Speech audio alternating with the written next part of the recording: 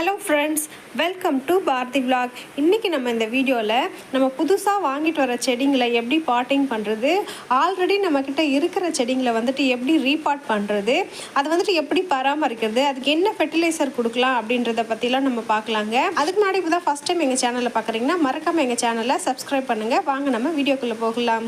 இப்போது நம்ம தோட்டத்தில் இருக்க காய்கறிகளாக இருந்தாலும் சரி, பூக்களாக இருந்தாலும் சரி, நிறைய காய்கள் காய்ச்சி பூத்து குலுங்கிறதுக்கு நம்ம ரெண்டு விஷயம் கண்டிப்பாக சரியாக செஞ்சிடணுங்க. முதல்ல வந்து பார்த்தோம்னா அந்த செடிகளுக்கு தேவையான மண்கலவையை வந்துட்டு நம்ம தரமாக ரெடி பண்ணணுங்க. ரெண்டாவது பார்த்தீங்கன்னா அதுக்கு தேவையான ஃபெர்டிலைசரையும் கரெக்டாக கொடுக்கணுங்க. முதல்ல மண்கலவையை பார்த்தீங்கன்னாக்கா நான் வந்துட்டு இதில் தோட்டத்து மண் ஒரு பங்கு, அப்புறம் பார்த்தீங்கன்னா கொக்கோ பீட் ஒரு பங்கு, கவுடங் வந்துட்டு ஒரு பங்கு, அப்புறம் பார்த்திங்கன்னா வேப்பம் புண்ணாக்கு இருந்தால் போடலாம். நான் வந்து வேப்ப எண்ணெய் கரைசல் தாங்க கொடுறேன். இது வந்துட்டு இந்த நாலுத்தையுமே சேர்த்து நம்ம கலந்துக்கணுங்க. ஒரு வாட்டிக்கு 2 முறையாக நம்ம கலந்துக்கலாம். ஃபஸ்ட்டு ஒரு சைடு ஃபுல்லாக கலந்துட்டு வந்தீங்கன்னா திருப்பி ஆப்போசிட் சைடில் இன்னொரு வாட்டி கலந்திங்கன்னா நம்ம மண்கலவை வந்துட்டு ரெடி ஆகிடுங்க. மண்கலவைகள் வந்து தரமாக ரெடி பண்ணுறது கண்டிப்பாக முக்கியமான விஷயங்க. இப்போ ஒன் டைம் யூஸ் பண்ணுற கொடி வகைகள் அப்படின்னா நம்ம முன்ன பின்ன இருந்தாலும் அட்ஜஸ்ட் பண்ணிக்கலாம். ஆனால் ரொம்ப நிரந்தரமாக இருக்கிற செடிகள் பூக்கள் அந்த மாதிரிலாம் வைக்கிறோம்னா கண்டிப்பாக மண்கலவை வந்து தரமானதாக இருக்கணும். மண்ணை ரெடி பண்ண உடனே நம்ம வந்து பாட்டிங் பண்ணிடக்கூடாதுங்க. அந்த மண் வந்துட்டு அந்த மண்ணில் இருக்கிற சூடெல்லாம் போகிறதுக்கு 1 நாள் 2 நாள் நம்ம வந்துட்டு கண்டிப்பாக ரெஸ்ட் விடணுங்க. இந்த ரோஜா செடி பார்த்தீங்கன்னா நான் வந்து ரீபாட் தாங்க பண்ணுறேன். இது வந்து ஆல்ரெடி நான் வாங்கிட்டு வந்ததுலேருந்தே சின்ன ஒரு தொட்டியில் இருந்துச்சு. அதில் இருந்த மண் ஃபுல்லாக போயிட்டு வெறும் வேர் தாங்க இருந்தது. சரி, அதை வேறு தொட்டியில் மாற்றி வைக்கலாம் அப்படின்னு சொல்லிட்டு தான் நான் ஒரு க்ரோ பேக்கில் வைக்கிறேன். க்ரோ பேக் பார்த்தீங்கன்னாக்கா நான் தமிழ்நாடு தோட்டக்கலையிலேருந்து தாங்க வாங்கினேன். வெளியில் வாங்குறத விட இது ரொம்ப நல்லா ஒர்த்தாக தான் இருந்துச்சு. இதுக்குள்ளே என்னென்னலாம் இருந்ததுன்னு சொல்லிட்டு நான் அடுத்த வீடியோவில் சொல்கிறேன். இப்போ வந்துட்டு நம்ம இதை பாட்டிங் பண்ணிக்கலாம். நம்ம கீழே வந்துட்டு ஒரு லேயர் வந்துட்டு மண் போட்டு அதுக்கு மேலே செடி வச்சுட்டு அதுக்கு மேலே மறுபடியும் மண் போட்டு நம்ம எடுத்து வச்சுக்கலாங்க. இப்போ இந்த மாதிரி ரீபாட்டிங் பண்ணும்போது அந்த செடியை வந்துட்டு கண்டிப்பாக நம்ம வெயிலில் வைக்கவே கூடாதுங்க. ஏன்னா அது வந்து ரூட் ஷாக்கிங் ஏற்பட்டிருக்கும். வெயிலெல்லாம் வந்துட்டு அது படாமல் ஒரு வாரத்துக்கு அது கண்டிப்பாக நம்ம நிழல் வாக்கில் வச்சு தினமும் தண்ணி ஊற்றணுங்க. தண்ணி ஊற்றுறது பார்த்தீங்கன்னாக்கா அந்த பேக்கில் க்ரோ பேக்கில் இருக்கிறதுனாலும் சரி, தொட்டியில் இருந்தாலும் சரி, தண்ணி வடிஞ்சு போகிறதுக்கு வழி இருக்கான்னு சொல்லிட்டு ஒரு வாட்டிக்கு 2 வாட்டி செக் பண்ணிங்க. அது ரொம்ப முக்கியமான ஒரு விஷயம்.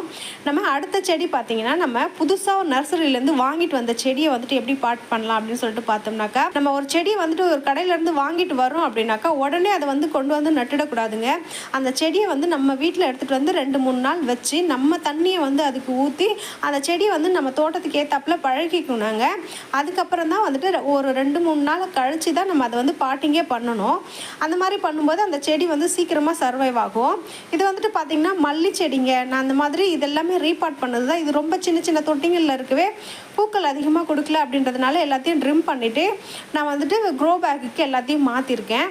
எல்லாத்தையும் நம்ம மாற்றும் போது பார்த்தோம்னா நம்ம க்ரோ பேக்காக இருக்கட்டும், பக்கெட்டாக இருக்கட்டும், வேறு தொட்டிலியாக இருந்தால் கூட சரி, பார்த்திங்கன்னா மண்ணை வந்துட்டு பார்த்திங்கன்னா ஃபில் பண்ணிடாதீங்க.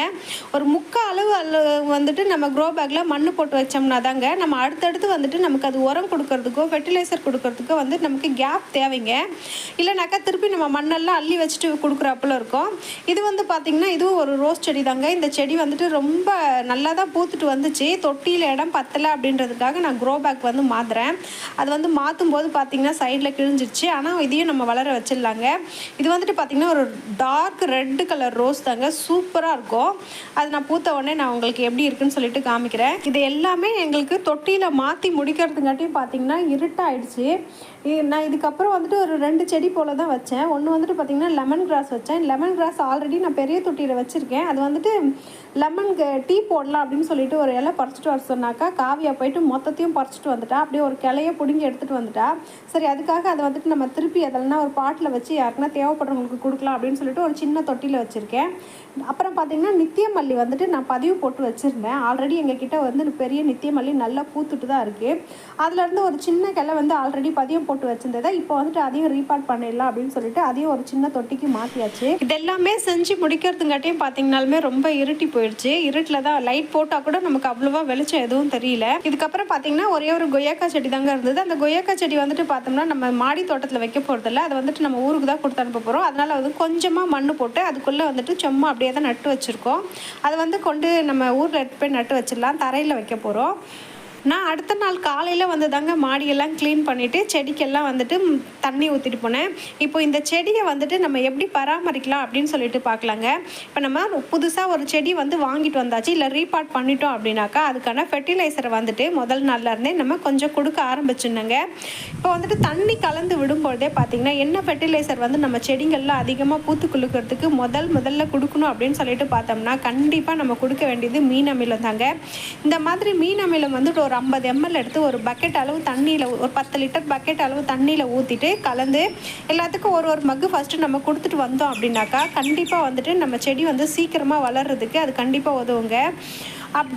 அது கூடவே பார்த்தோம்னாக்கா ஒரு 10 நாள் 15 நாள் கழித்து பார்த்திங்கன்னா வாழைப்பழ கரைசல் இருந்ததுன்னா நீங்கள் கண்டிப்பாக அதை வந்து அதே போல் 10 லிட்டர் தண்ணியில் ஒரு 50 ml ஊற்றி நம்ம எல்லா செடிங்களுக்கும் கொடுத்துட்டு வந்தோம்னா கண்டிப்பாக வந்துட்டு அந்த செடியெலாம் வந்துட்டு சீக்கிரமாக வளர ஆரம்பிச்சிடும். இது எல்லாம் போக வந்துட்டு ரொம்ப வளர்றதுக்கு கஷ்டப்படுது அப்படின்ற செடியை வந்துட்டு நம்ம என்ன பண்ணலாம் அப்படின்னு சொல்லிட்டு பார்த்தீங்கன்னாக்கா வேர் பிடிக்கிறதுக்கு முதல்ல நம்ம அதுக்கு கொடுக்க வேண்டியது டிஏபி தாங்க.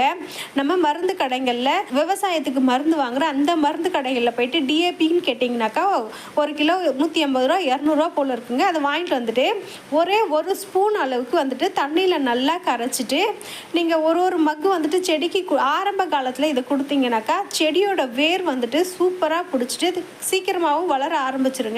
அதுக்கப்புறம் நம்ம பூக்களுக்கு வந்துட்டு கண்டிப்பாக வந்துட்டு சீக்கிரமாக பூக்க ஆரம்பிச்சிரும். அது மட்டும் இல்லாமல் நம்ம காய்கறி செடிங்களையும் அப்படி பராமரிக்கலாங்க. காய்கறி செடியை நம்ம வந்துட்டு பராமரிக்கும் போது கண்டிப்பாக இந்த டிஏபிலாம் யூஸ் பண்ணாதீங்க. அதுக்கு மீன் அமிலமும் வாழைப்பழ கரைசலுமே நமக்கு போதுமானது.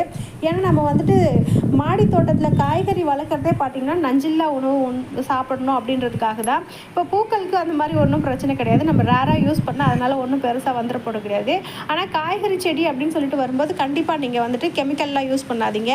வெறும் மீன் அமிலம், வாழைப்பழ கரைசல், பஞ்சகாவியா இதெல்லாம் யூஸ் பண்ணியே வந்துட்டு நம்ம செடிங்களை சூப்பராக வளர்த்துக்கலாம். இது எல்லாத்தையும் தாண்டி ஒரு சத்து என்ன வேணும் அப்படின்னு சொல்லிட்டு பார்த்தோம்னா நம்ம நிறைய கடைகளில் வந்துட்டு புண்ணாக்கு விற்பாங்க. நாங்கள் மல்லாட்டை புண்ணாக்கு சொல்லுவோம். வேர்க்கடலையோட கடலை எண்ணெய் எடுத்துகிட்டு அது மீதியில் இருக்க அந்த புண்ணாக்கை வந்துட்டு நம்ம முதல் நாளே வாங்கிட்டு வந்து ஊற வச்சுருந்தோங்க. ஒரு நாள் முழுக்க ஊற வச்சுட்டு அதை நல்லா தண்ணியில் கரைச்சி அதில் வந்துட்டு ஒரு மக்கு கொடுத்தோம்னா நம்ம செடி வந்துட்டு ரொம்ப சூப்பராகவே செழுத்து வளருங்க. ரோஜா செடிக்கெலாம் இந்த மாதிரி ஃபெர்டிலைசர் கொடுக்கும்போது அது சூப்பராக பூ பூக்கும், ரொம்ப நாளைக்கு பூ பூக்குங்க.